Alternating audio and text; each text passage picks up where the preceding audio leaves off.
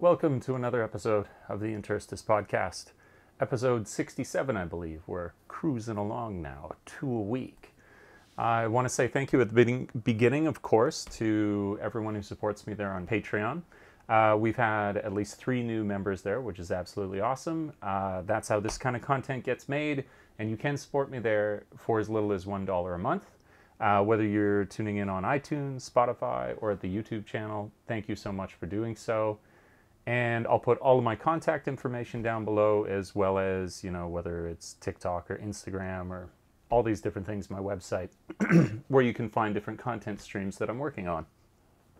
All right, so let's jump into it. Let's get into it. There's this cool concept, which is particularly interesting for me because I like the idea of entrepreneurial people are really, really interesting to me. And it takes a lot of guts, it takes a lot of organization, it takes a lot of patience, and it's intriguing to me to consider how can someone effectively start a business. And I think it's really interesting to note that, of course, we assume all of these businesses, they fail so quickly. That's like a classic thing of it, is that a lot of businesses, they won't make it past 5 years. That's usually the tip. That's what you totally hear quoted all the time, is that businesses fail within the first 5 years. I would be interested to read some more statistics now to see if perhaps that's still accurate, because I think that's something I heard even when I was like a kid. So it's almost amounts to a bit of an old wives' tale. But I do believe what holds water there is that businesses are really, really challenging to get off the ground, to make successful. And I'm really, really curious about how, if somebody were to do that, they could do it well. So one of the ideas that's really, really important, I mean, one of the things that is, it goes along, it's like peas and carrots, quote Forrest Gump, it would be that you need to have a business plan to make that work.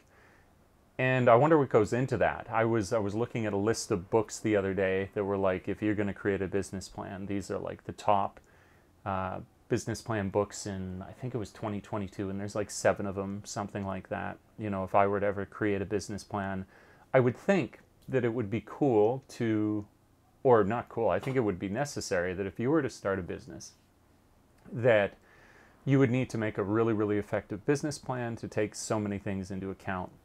But then, kind of at the same time as I'm going along here, there's this quite epic book I'm making it through right now, which I read another, like, it was actually pretty intense yesterday. I read another 100 pages, so I made some progress. It's 1,100, but I'm a little under halfway at this point. And this particular section of the book that I got to was talking about how things progress, not just technologically, but also entrepreneurially, and in also how corporations progress. And the guy's talking about where there's holes in how people approach this. It's a real, we'll start it. We'll go kind of to the origin of the idea. I've got this new, before I jump in, you won't see it if you're, you're just listening, but I got this cool little owl. And it's an incense owl. So the owl sits on top and its ears are open, and then you put a little incense stick inside and you light it and you see the smoke trail out of the ears of the owl. And it's pretty cool. I like it a lot. But I'm discovering that some incense, if I'm too close to it, it screws with my eyes. It screws with my nose. So, I'm sitting in close proximity to the owl right now. Let's just push it away a little bit further. I can enjoy the scent without getting congestion from it. Oh, I'm a nerd. So the way that he starts this idea in the book is talking about false inferences. So it's basically where we see kind of falsely where A leads to B. And the example that he gives is in education, creating wealth. So there's this assumption that when you educate people, that gross domestic profit or wealth in a country will increase correspondingly to the amount of education, higher education that you have in a country. And to make a long story short, he kind of debunks this. Now, he's not saying in the book that it's without merit to have higher education. There's all sorts of reasons that you would want that. Perhaps least of all, but very, very importantly, you can become a far more well-rounded person. If you have a higher education, it makes you more worldly. It makes you, I don't know, a number of different things, but let's not make the error of false inference here to say exactly what that could be. But that he does hedge what he says by saying that although he wants to debunk the fact that having higher education necessarily leads to greater wealth, that it's not saying it's without value. He more says that higher wealth in a country is more actually when you have higher education, but it's not the other way around. I was like, oh, that's interesting. Okay. But then he was talking about then how this is also something that becomes an error in the way that we perceive the progress, the march forward of things like technology and business. So, for example, what's another one that he talked about? Is it related to at least technology or economy? He touched on technology, economy, a bunch of different things. It was, okay, so let's just say it's basically that maybe I can be more direct about this. I don't need to go into all the specific examples. What it amounts to, what he says it amounts to, is that theory is not what leads to progress. It's practice which leads to progress. Like, it's theory in practice is what leads to something. It's not just theoretical. And so there's a great significance given to action, to doers, to people who simply act and tinker and try and firsthand, with real hands-on experience, make things happen. And for example, okay, this is, we could use an example here. He would say that, for example, there's something like the internet. So you have the internet, which was originally supposed to be started as a result of DARPA. It's this like group that wanted to have a backup system where communications to go down in the case of a war.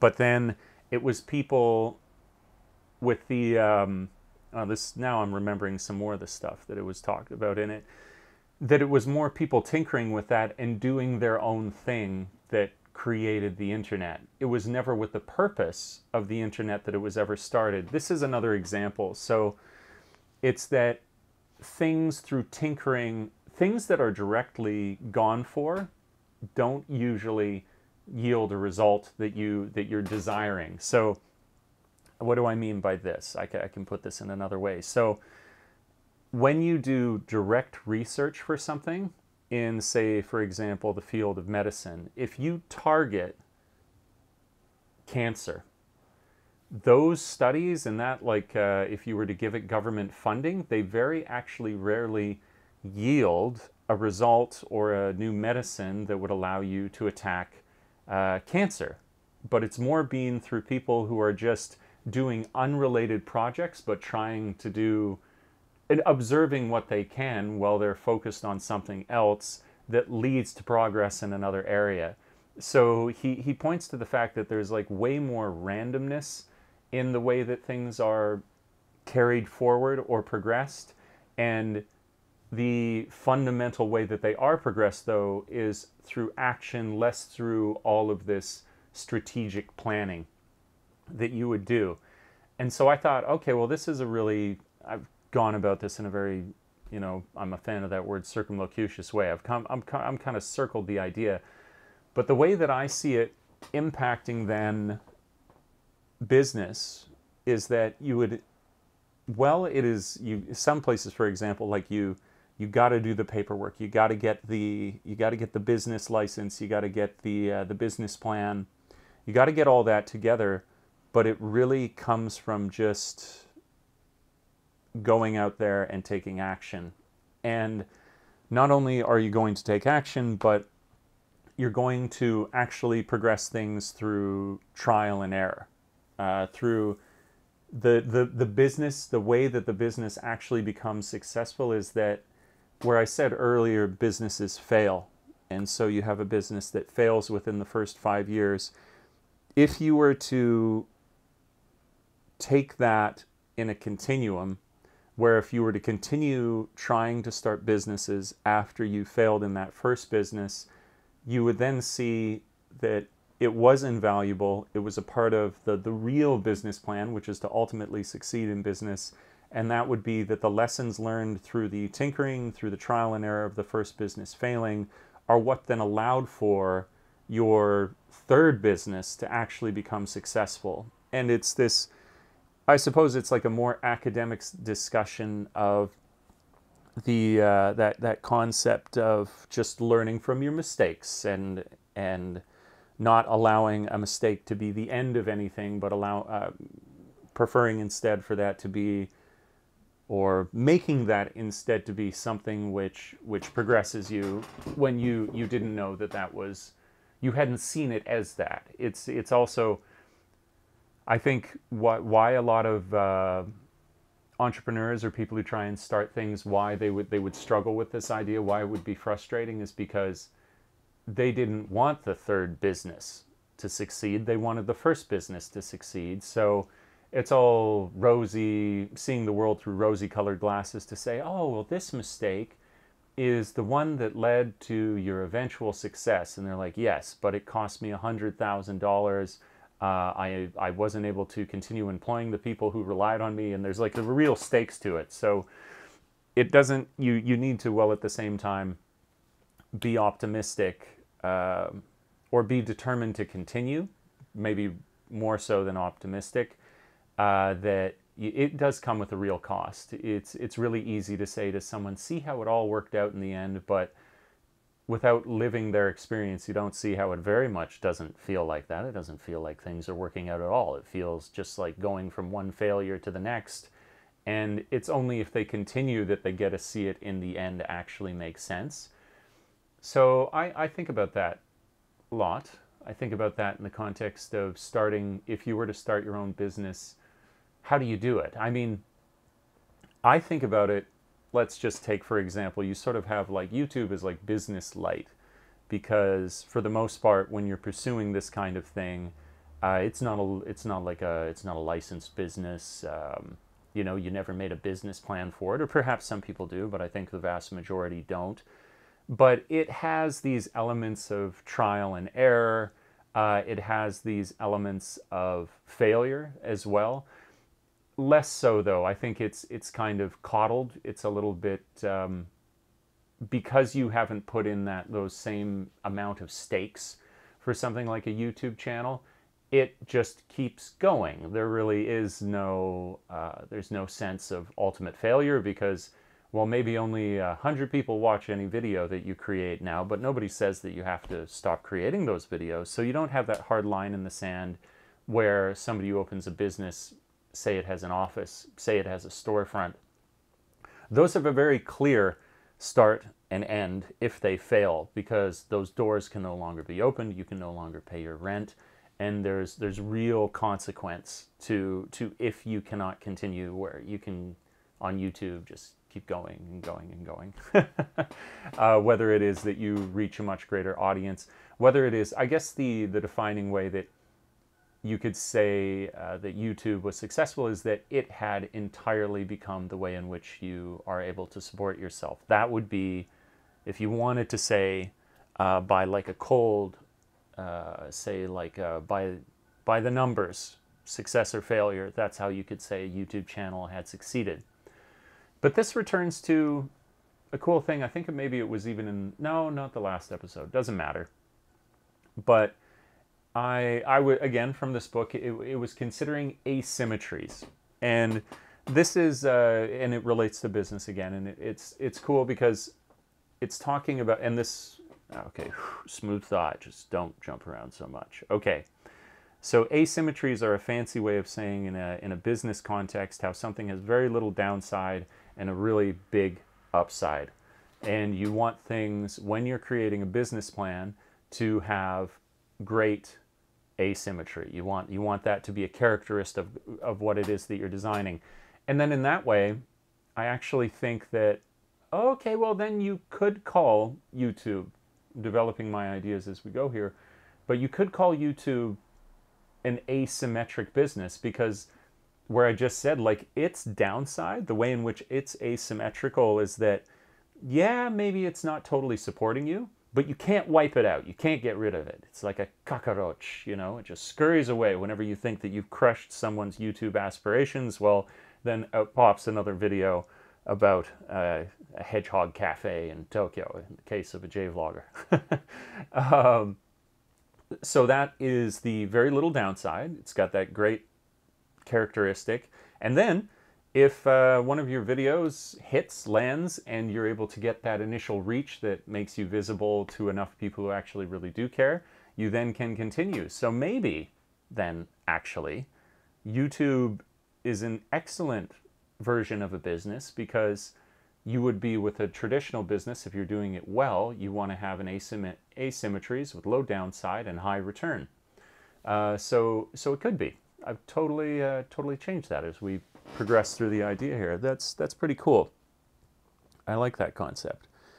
But then I wonder where the balance is, because I was thinking about, okay, so you want to start a business, and you've got to acknowledge that there's way more randomness in that process than you might want to admit.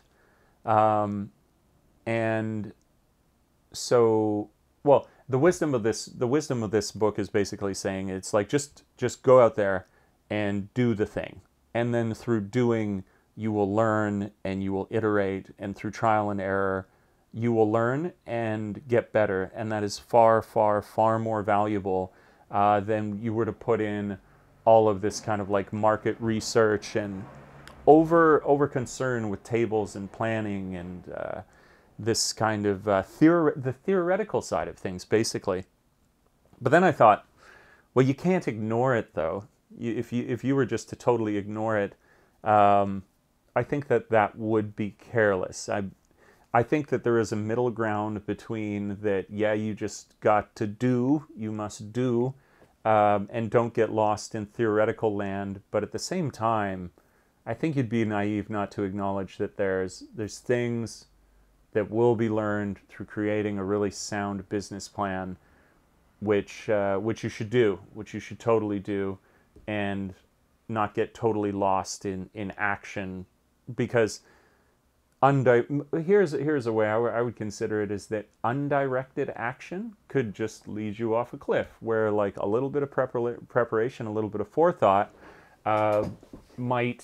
it would be just enough fuel maybe to encourage action more. Maybe that's the way that I could frame it, is that spend time in the theoretical, so long as the theoretical is going to encourage you to take even more action. If you had the theoretical fueling the action in a really impactful way, then you've done great theoretical work, and you can apply it then, and then there's a purpose for all that academic kind of approach to whatever it is that you're doing. So there I feel like we have a reason to do it more. But I wonder, I go back and forth, because like I say, it's a confusing thing.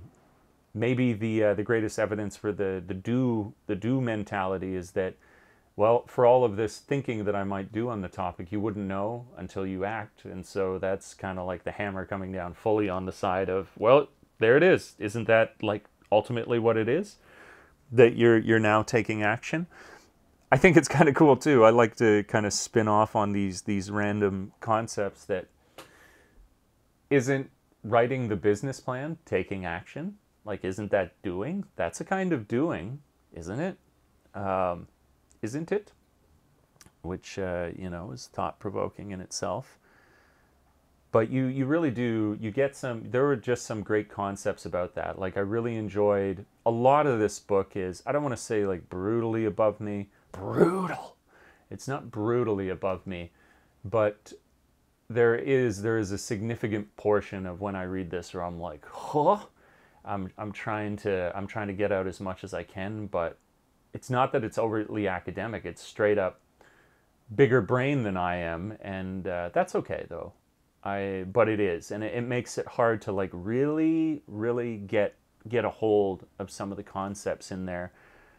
But I did value this last section. I was like, yeah, I see it. I see how a lot of the ways that we progress are with, it's more sort of the adventurous spirit, and inadvertently that technology has progressed things, you know? Or maybe it's more, maybe we should acknowledge more the sort of like, that it is far less directed than we think it is. It is far less the academic institutions with their very focused, very directed way in which they might approach technological or social progress or economic, than it is that things are progressing, but then it's just these people who go out the door carrying these concepts, tools, and technologies that really find their place in the society. It's there are people who are making them and discovering them, but they might just end up on a shelf if it were not for the people who actually go out and do stuff. Like, and that it's not always these people going out and doing or using these things in the way that we think they would progress. Is a really, that's a cool concept to me, where I was like, okay, because we want to see, I think, where our brains are, they're organizing, that's what they're doing. They're predicting the future, and they're organizing, and they're classifying, and that's what our brains do. And so we like to see patterns. We love a good pattern. That makes us feel safe and comfortable, but there is a lot more of life going on that is not based in pattern, other than maybe you could say the pattern of adventurous spirit, or the person who just wants to do something, who wants to take action. I mean, there's really good examples of medical science, again, to return to, where things were inadvertently discovered. Like I'm pretty sure that penicillin was, actually I'm confident penicillin was inadvertently discovered. It was not a government-funded project that wanted to discover something like penicillin. It was inadvertent. And there's all sorts of examples like that. And then I thought maybe here's another, I'm just like, let's just spew out the great concepts that were out of here. And he gave another example, which I enjoyed, where he was talking about, like, I don't know if this, he said nanny drift. Sorry, not nanny, that's to say whatever drift, commercially. And it was to point out how successful businesses, a lot of them are unidentifiable from their original form. And it was for example, one of them, I know that in Japan, a lot of the lens companies that you have here, say like Canon, they were originally wartime businesses that had to do with like the optics on their fleet, and it was like used for like long range sight. You would need like a really good telescope and things like that. And then afterwards, we're good at lenses. Well, we became a camera company, but they were originally building, warships, this kind of thing, or components on a warship. And then he went on to list like a number of these businesses that you were like, what did these businesses start with? And to me, that speaks to businesses that were willing to go in with this, like, I want to do with a mindset of come what may, and then pivoting from what you learn to your next strength. And so we started with this business. We were making shoes, but then we found that as a result of making shoes, we got really good at stitching. Stitching took us into making clothes, but then we ended up across from the street from this other business that had a better idea than us, and we wanted to get into that they can be, as I say, unidentifiable, but it's an openness to opportunity. That's what makes for good businesses, and it doesn't have to be one idea. It could be ever evolving, and I like that. Because to me, that's also just in the way that why I feel like that really makes sense, why I feel like that works, that this hyper adaptability is because, whether we like to acknowledge it or not, a lot of life is like that. We think and we want, because I think just biologically, when we return to a status quo, that allows us to guarantee survival. So we're afraid of when things are rapidly changing. But the truth of it is that the world is rapidly changing and our lives are rapidly changing. Some people find this stability. Some people find it where for several decades life is the same and they're doing the same thing. But for a lot of us, it is that life changes so often and so rapidly that the only way that you're going to be able to make it through that with a smile and a Coke is if you are willing to change with it. And so whether it's in your own personal life or whether you then applied this to if you were going to be an entrepreneur, that having a healthy acceptance of, this is a sort of a truism again, having a healthy acceptance of change is really, really, really useful. And why does that make sense? Well, it makes sense because that's how life is. So it's almost like a healthy acceptance of change is like a healthy acceptance of life. So somebody who is a successful entrepreneur is really just someone who gets existence, which is a cool, that is a cool concept, I think, as well. Definitely with the sort of commercial drift, I think that illustrates it especially well, where you can see that this company, they did not dig their heels in when the next paradigm shift came. They realized, oh, well, there's no longer this kind of resource anymore. Well, we got to use this resource.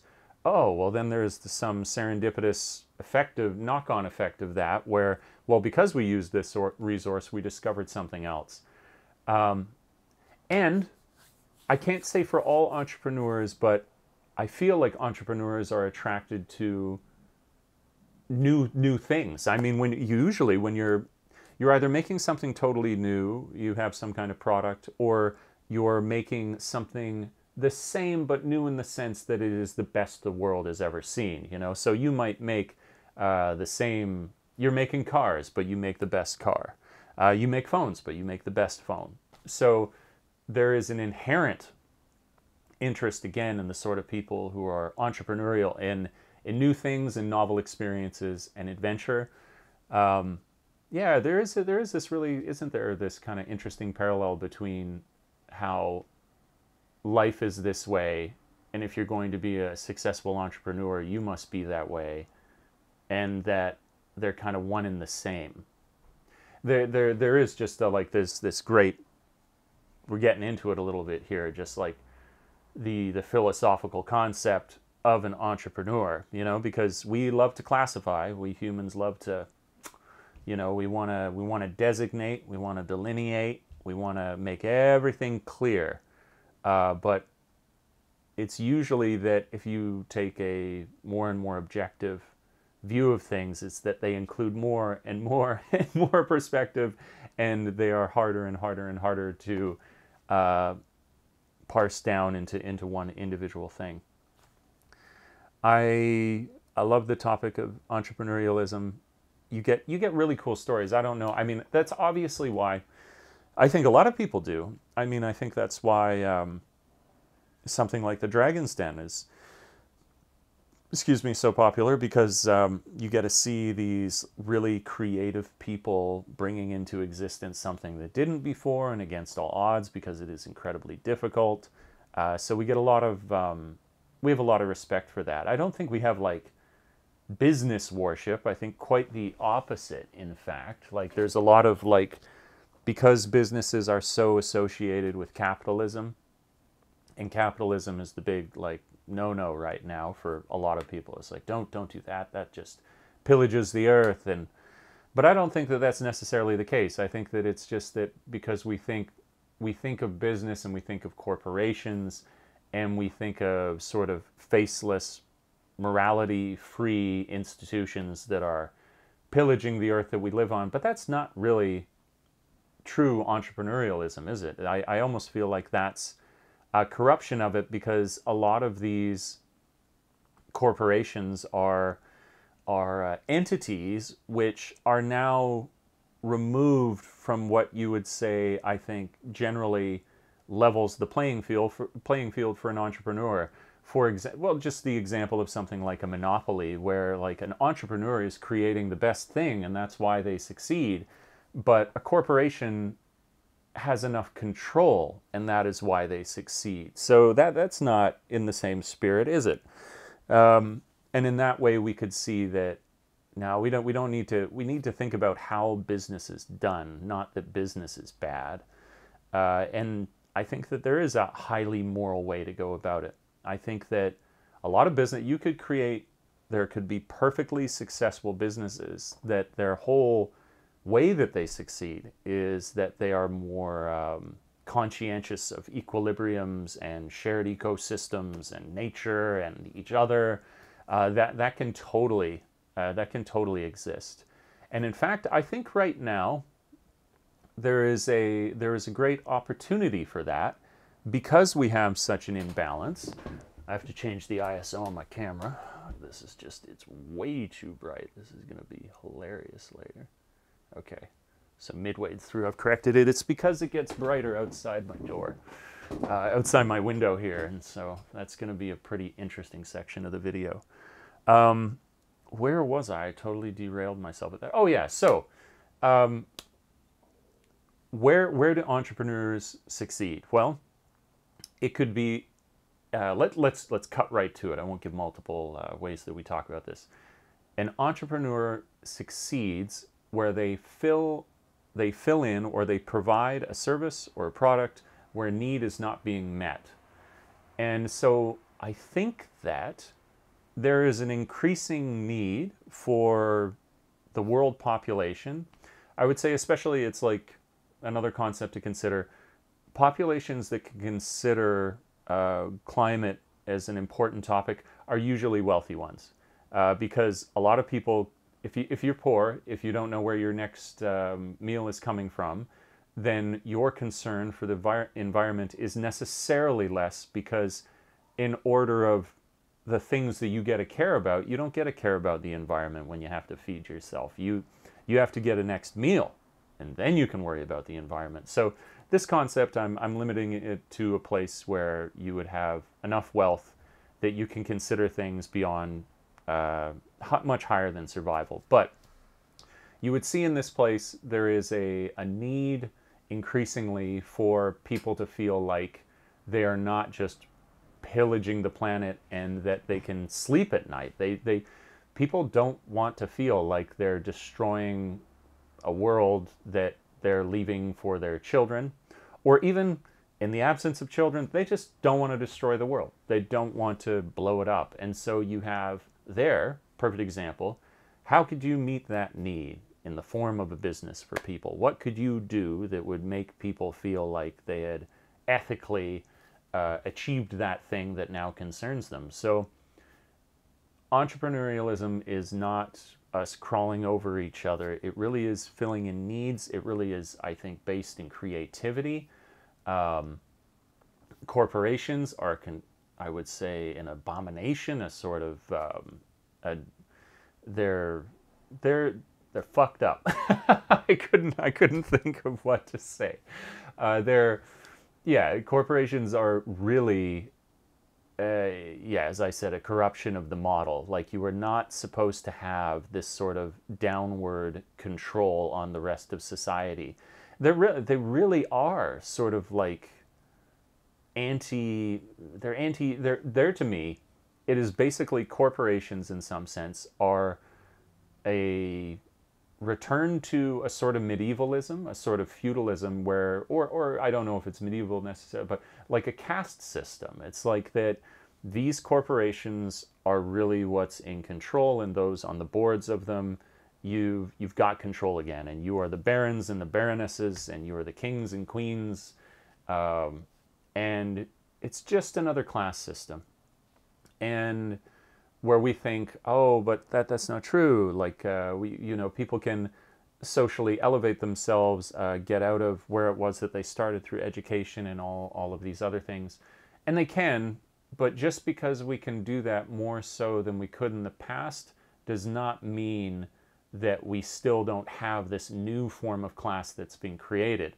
I mean, you look at the topic of lobbying, where we would say like rules protect against that, laws protect against this kind of thing. Well, lobbying by corporations, we can see like you can see that if you have enough money, that laws adhere to you. You can lobby the government, and then you can have them create something that's more in line with whatever your goals are. And so no longer can you even say that there's an objective legal system that's protecting the playing field of how we all participate in the economy. There's something really, really, really nasty about that. It's making me think there's not often, I very, very rarely reread books. I want to get the new book. That's why.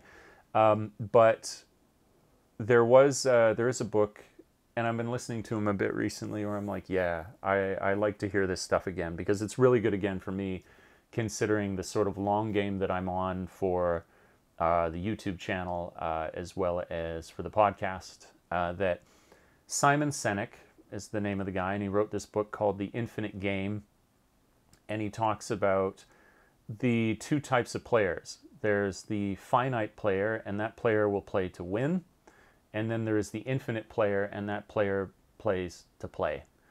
And I like this, if only as comfort, because I don't want to give up. I want to continue, and I think a lot of people feel this way.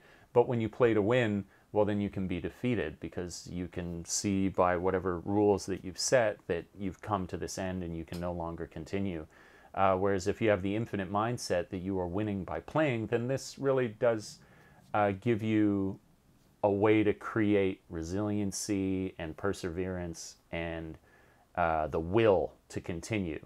It frames your effort in such a way that you're like, okay, I suppose the other thing that he says is that the only competitor in this game, and this gets a bit tired saying these kind of things, but the only competitor in that game is then against yourself, because you're trying to improve on your participation in the game. I was like, oh, that's cool. But the concept that I want to talk about here as it relates to the economy was that there was a shift from, in economic markets, whatever you want to call it, or there was a shift in priorities. Now I'm able to say it more clearly.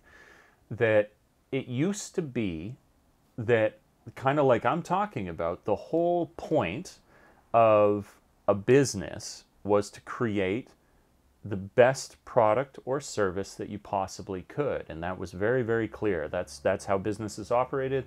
That's what they wanted to do. But then there was a shift, and, forgive me, I don't know the exact time at which this took place, but it was that the priority no longer was to create a better product. It was to return money to investors. And as soon as the priority switched, that businesses would want to enrich their investors as opposed to create the best product or service that they could, that it corrupted the economy. Because to do that has all these negative knock-on effects. Say, for example, that you're, if you seek a monopoly, you are no longer trying to create the best product, you're seeking control. And you want a monopoly, though, because a monopoly is what's going to be able to give you that return to your investors. And there was all sorts of behavioral shifts that occurred in business as a result of this, as he explained it. And I thought that that was really, really compelling.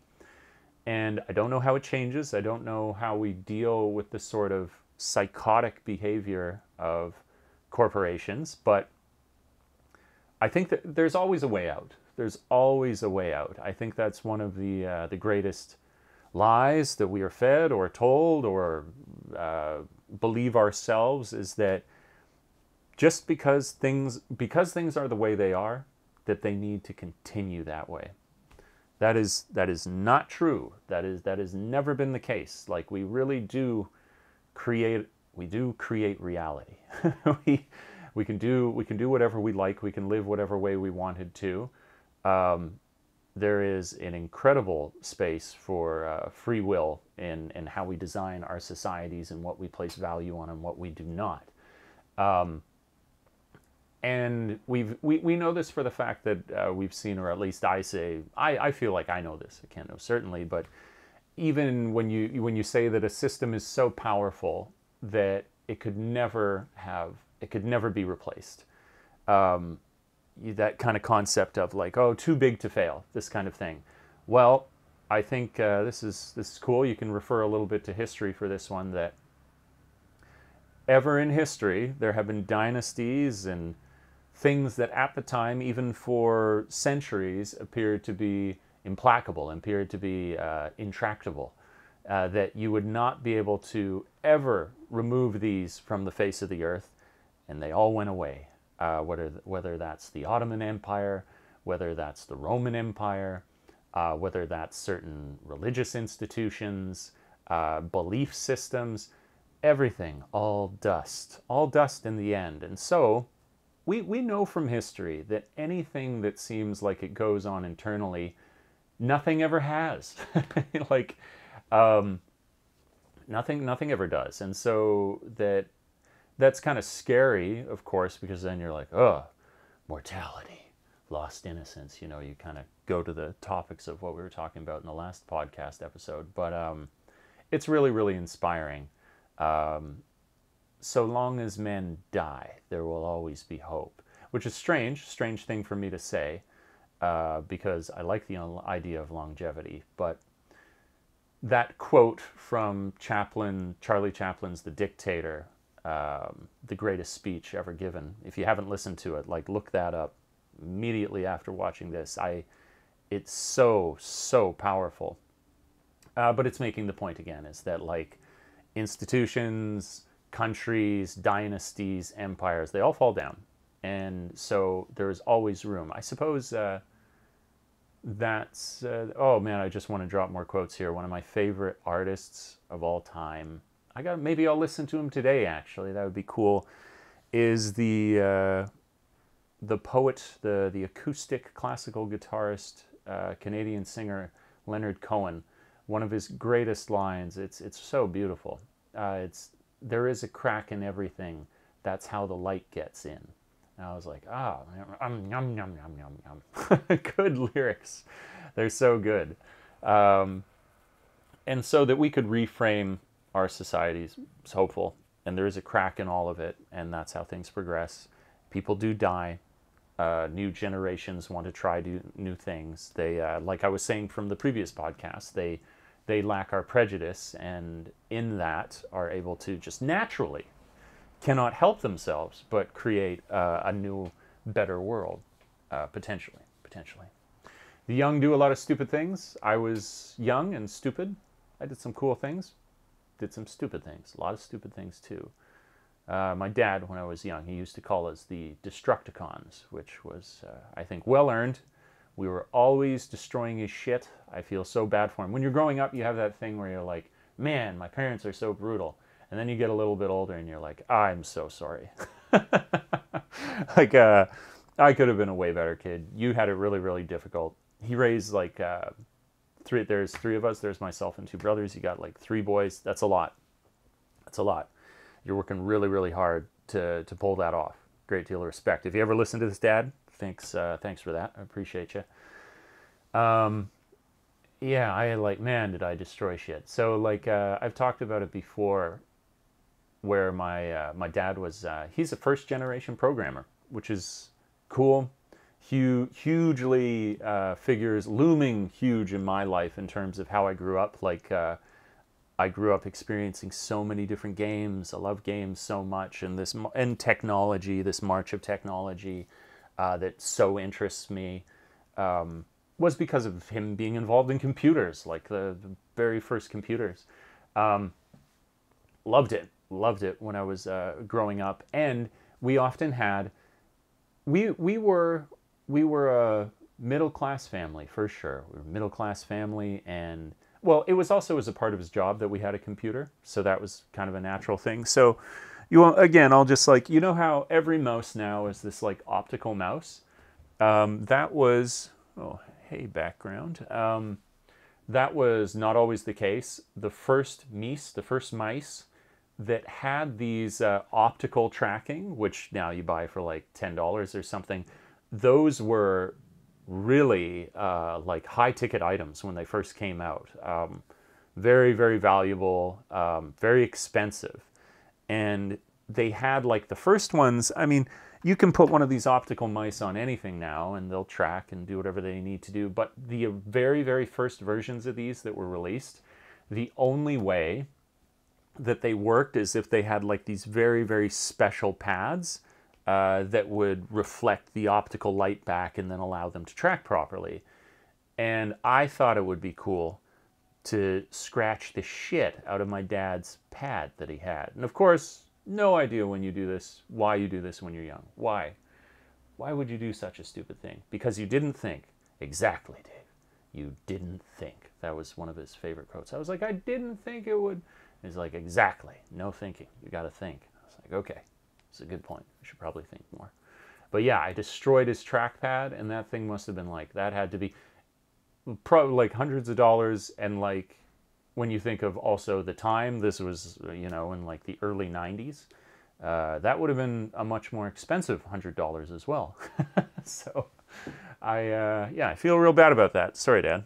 I shouldn't have destroyed that trackpad. But this kids will do this. I don't know what we're even talking about right now, but kids do stupid shit. They do great things as well, but they do stupid shit as well. But yeah, the economy, entrepreneurship, these are interesting things. I really do this, like I'm like getting a dopamine spike, like actionable, excited stuff, just talking about it even now. I really am excited though. If we can just make it a little bit further, I feel like there's so much potential. I mean, very, very clearly, for most people right now, life is really, really hard. Obviously, with the pandemic hitting the world, it was cool that as I met more and more and more people, cool to appreciate their struggles. It wasn't cool that there was a pandemic, but it was cool that I definitely got a sense where I was like, oh, everyone got screwed by this.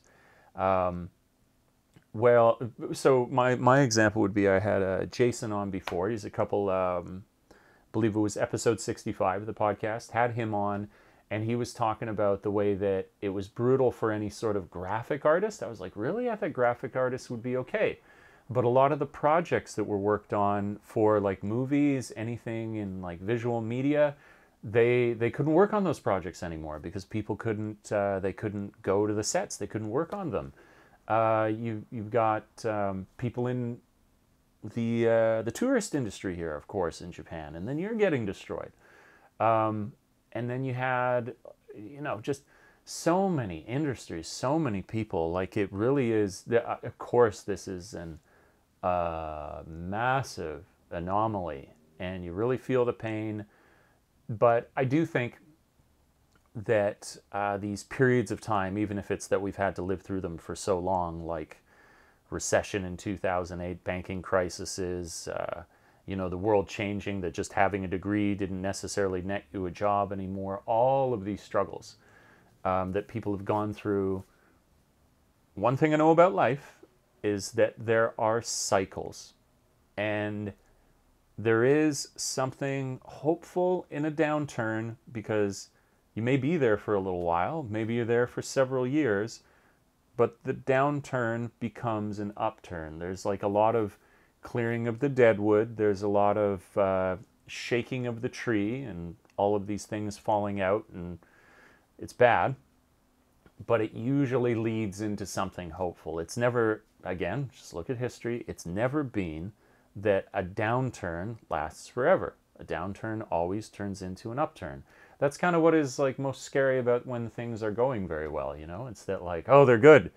Well, that means that shitty times are coming because no good times can last forever, which is, I think that's an interesting way to consider it. I suppose then the best time that could ever exist, if you're looking for a good time, not all the time, but just a good time for a bit, would be just as you're coming out of the shit, just as you're starting to get out of it. And I think, I can't be certain, I don't think it's too far away.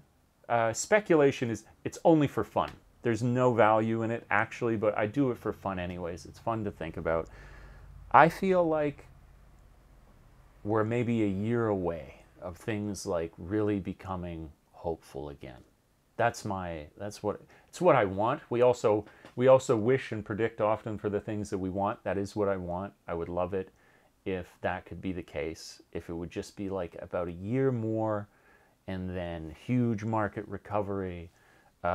Have you noticed, this is one where I'm like, how does this not get more attention? Well, I know why, because it's like hopeful things don't get as much attention. Sensationalist things do. But I thought that this was both hopeful and sensational, but it didn't get much attention.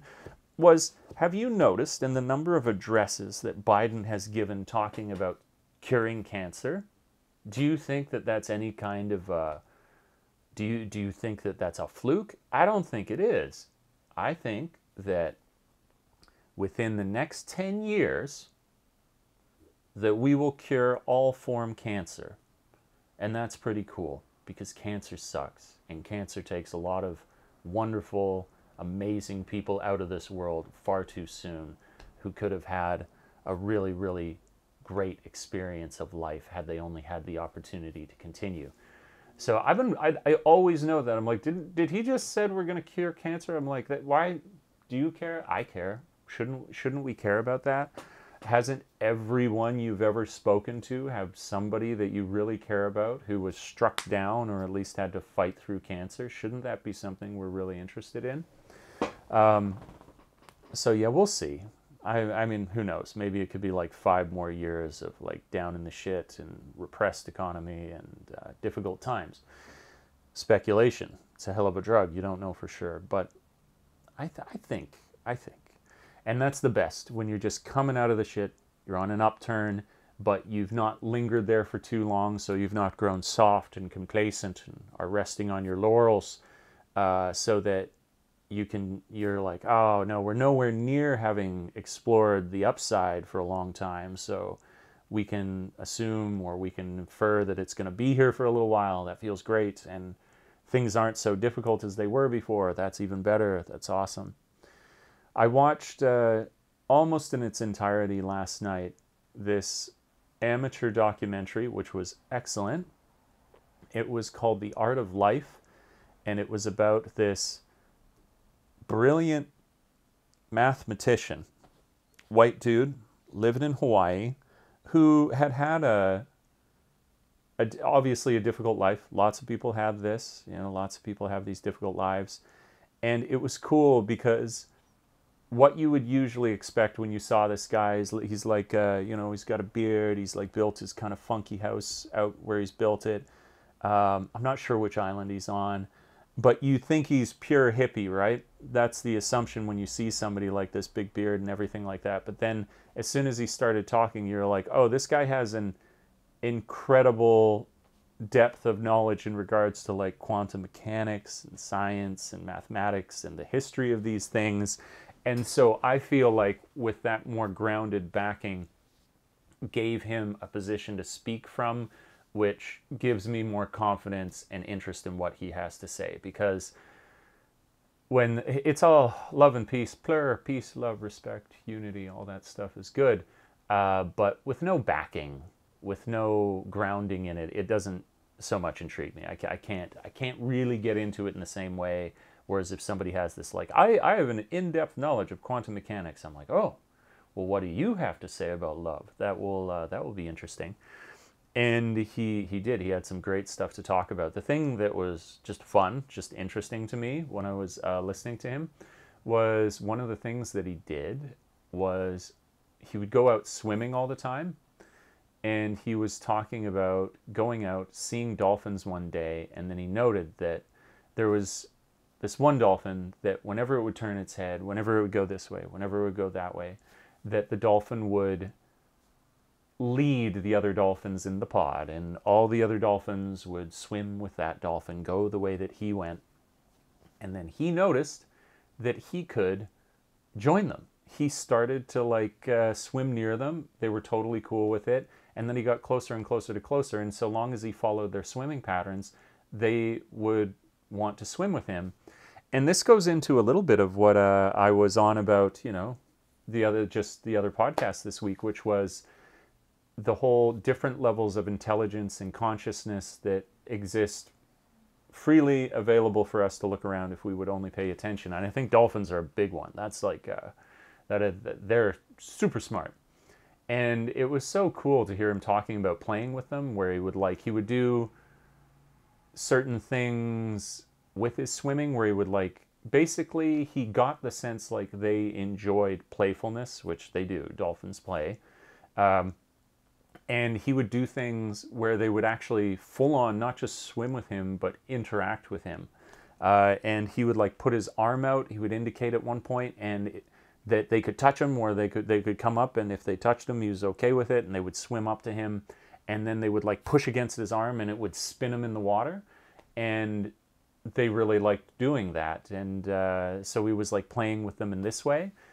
And then to cap all of this off, he basically told a story where he wanted to go swimming one day, but he couldn't. And he went out to the shoreline, and they showed up. And he was he spoke to them. I don't know if they likely didn't understand, but they understood, not the words, but, what he's trying to say. Whereas I can't come out today, and they went. And then they came back and they showed up again, and they did this twice more, where they were like, dude, we got a sweet party going on here. You should come and hang out with us. And he's like, I can't today. It sucks. I want to be social, but I can't. And then he found out from a friend that apparently that day, all along the coastline, all of these pods had met up, and anybody who was out in the boat had seen all of these dolphin pods, thousands of them all together. And so clearly it was a party, and clearly they were coming over to invite him to come and hang out in this party. And he was like, oh, I probably, for sure I would have died. He was like, it's incredibly dangerous. But then he kind of got this wistful, faraway look on his face. But he's like, I always regretted not going, though. Which was, I loved this story. I loved that. I was thinking of, communication with these higher intelligence animals is, it's evocative, gets the people going, at least gets me going. I find it super interesting. I hope you enjoyed this. It ventured a little bit. Today was a great test in. I was like, I'm going to go to the gym. I did legs today. It was great. Not super strong, but consistent. I want consistency right now. I'll probably have a strong day next time. I came out of that and I was like, you got a little bit to talk about. We don't have a lot. Hopefully you can find something to discuss. Well, just be chill. Don't drink a coffee. That's something I'm taking a break from right now. The caffeine has just wiped me out so bad. I had a couple of really bad mental days because I was coffee, another name for me would be everyone is my enemy juice, where it just ratchets up the intensity that I look at everything with, and not good. Not all the time. If I'm well rested, I haven't drank a lot, then I can do it. But I was abusing that caffeine. But then lo and behold, I feel like we've had, it doesn't need to be packed full of truth. It just needs to be a fun, interesting conversation, right? But trial and error, I think too, it'll be cool to consider, should I make more notes in the future? Well, I can't always make more notes. So maybe the thinking is that if I can make more notes in the future, I could, but I don't necessarily need to rely on that. And I feel like we got through this one pretty good. I had one or two concepts. I guess reading 100 pages of a book should give you something to talk about, and it kind of did. But with little forethought, I feel like this came together. It was a lot of fun. I hope you enjoyed listening to it.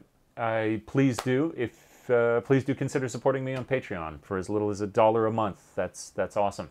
It means the world to me. It's how this will continue to get created, playing this infinite game. Trying to bring to you something that I feel like has some degree of originality here. I appreciate you very much. If you want to contact me, I would have listed that contact at davetrippinjapan.com at the beginning of the video, so you would have had that there. Please do follow me if you are interested in other content streams and all the other things like TikTok and Instagram and my main channel, Dave Trippin. Is there anything else? I don't think so. That's all for now. I'll catch you in the next episode. Peace.